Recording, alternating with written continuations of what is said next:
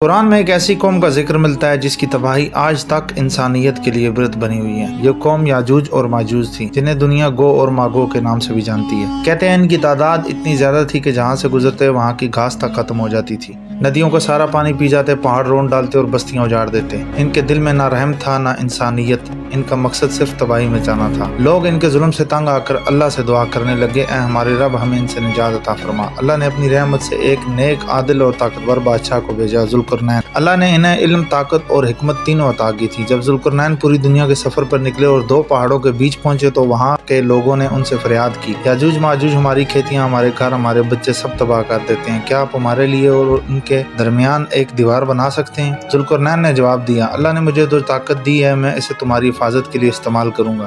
پھر انہوں نے دو پہاڑوں کے درمیان ایک بہت مضبوط اور وزنی دیوار بنائی۔ یہ دیوار اتنی مضبوط تھی کہ نہ یاجوج ماجوج اسے توڑ سکے نہ اس پر چڑھ سکے۔